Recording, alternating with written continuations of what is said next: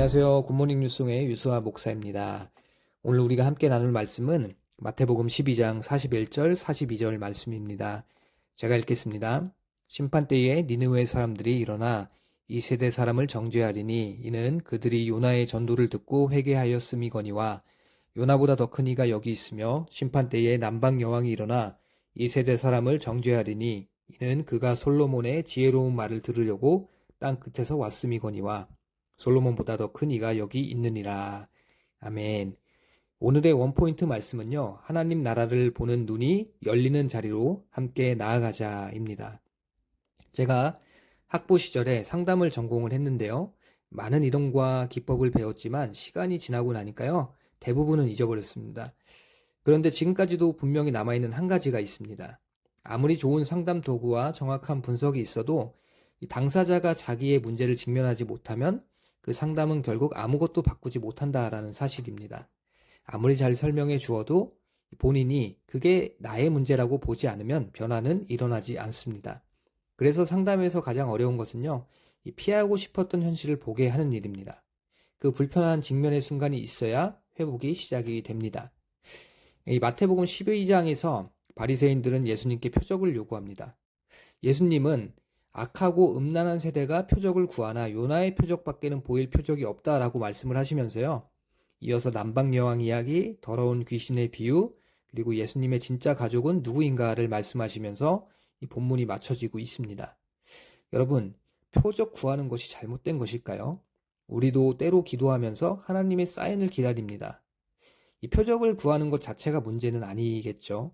하나님은 성경 전반에 표적을 통해서 자신의 뜻을 확정하셨습니다.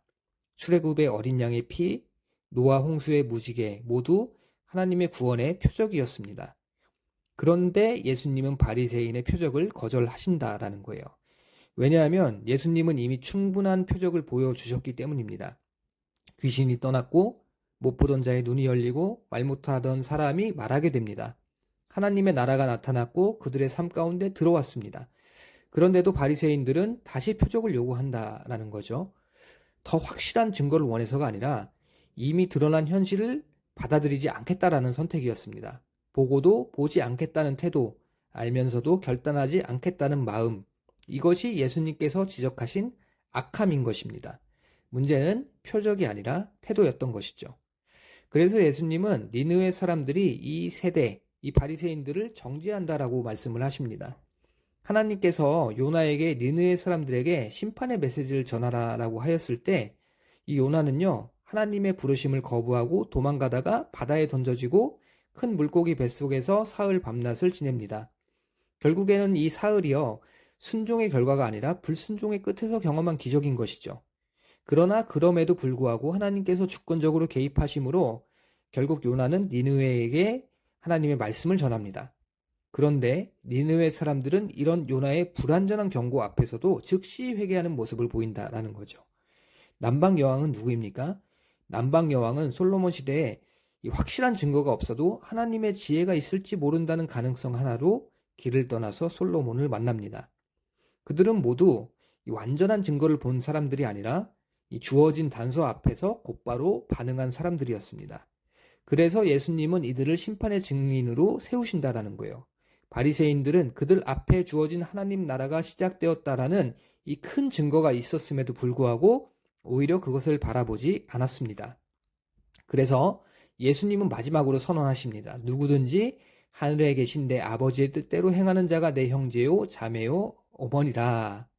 이것이 혈통을 부정하는 말씀이 아니라 하나님 나라에 속하는 방식이 무엇인지를 밝혀주는 말씀인 것이죠. 하나님의 가족은요, 태어나는 자리가 아니라 하나님의 뜻 앞에 응답하는 자리에서 형성된다라는 것입니다. 예수님께서는요, 요나의 표적을 통해 하나님께서 어떤 일을 하셨는지 보여주십니다. 요나가 물고기 뱃속에서 죽은 것 같이 사흘 있었던 것은 예수님의 십자가와 부활을 보여주는 예표입니다.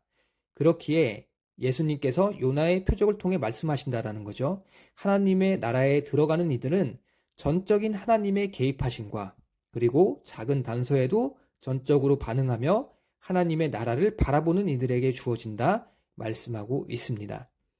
결국 하나님 나라를 보는 눈이 열리는 자리는 이 십자가와 부활로 드러난 하나님의 통치를 단지 옳다고 인정하는 데에서 멈추지 않고요.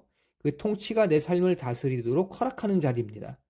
느느웨 사람들처럼 돌이키고 남방 여왕처럼 움직이고 이 비어있는 신앙에 머물지 않고 하나님의 뜻으로 채워지는 그러한 삶, 그것이 하나님의 가족으로 살아가는 길인 것이죠.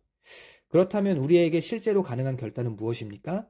하나님의 나라를 본다라는 것은 어떤 굉장히 거창한 결심이 아니라 이미 알고 있으나 미뤄두었던 한 지점을 하나님께 다시 내어드리는 것입니다. 피하고 있었던 회개의 한마디, 내가 하고 싶었던 하나님의 일들을 중단했던 그 자리에서 다시 하나님 앞에 나의 우선순위를 다시 세우는 일일 수도 있습니다. 니느웨의 회개는 완벽해서가 아니라 즉각적이었고요. 남방 여왕의 찾아옴은 확신해서가 아니라 움직였기 때문에 가능했습니다. 하나님의 나라를 보는 눈이 열리는 자리는 우리의 고백으로 주인이 바뀌는 자리입니다. 우리가 반복되는 그런 선택과 익숙한 삶의 반응들 가운데 이제는 주님이 나를 다스리도록 두겠습니다 라는 이 고백으로 인하여 하나님의 나라를 보는 눈이 열리고 그의 백성으로 살아가는 우리 모든 성도님들 되시기를 주님의 이름으로 축복합니다.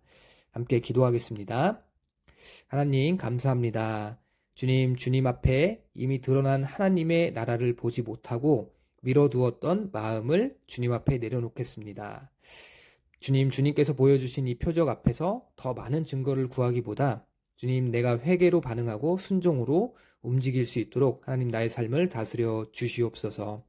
하나님 나라를 보는 눈이 열려 하나님의 뜻을 행하는 그런 하나님의 가족으로 살아가게 하여 주시옵소서. 주님께 감사드리며 살아계신 예수 그리스도의 이름으로 기도드립니다. 아멘.